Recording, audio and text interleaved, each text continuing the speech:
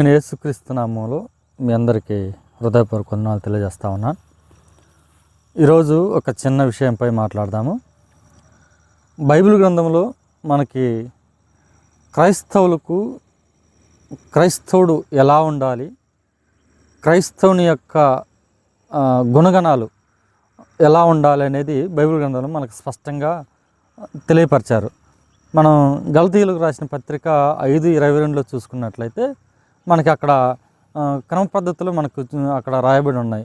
ఆత్మఫలాలు ఏమనగానే అక్కడ మనం ఎలా జీవించాలి, ఎవరితో ఎలా ఉండాలి, మనలోని స్వభావం ఎలా ఉండాలి, మనలో ప్రేమ, సంతోషం, సమాధానం, దీర్ఘశాంతం, ఆశా నిగ్రహం, ఇవన్నీ మనలో ఎలా నిగ్రహించుకొని క్రైస్తవునిగా బ్రతకాలి అనే దానిపై మనకి స్పష్టంగా తెలియజేశారు.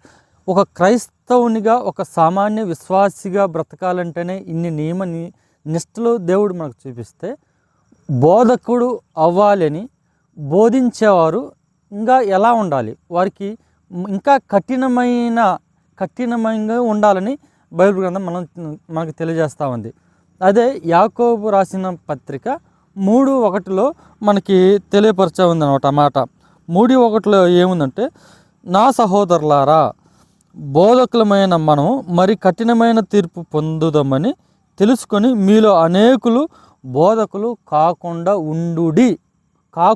ఉండు అని తెలియపరిచారనమాట. మరి కఠినంగా ఉంటాయన్నమాట.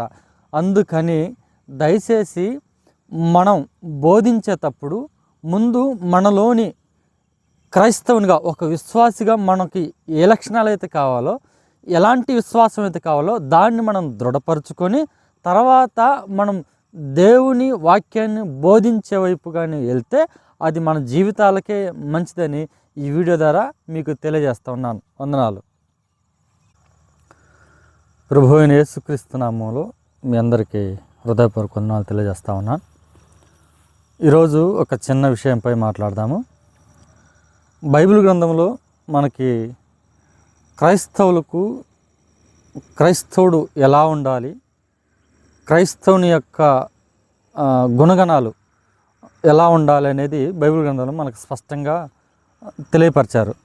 మనం గలతీయులకు రాసిన పత్రిక 5:22లో చూసుకున్నట్లయితే మనకి అక్కడ క్రమ పద్ధతులు మనకు అక్కడ రాయబడి ఉన్నాయి.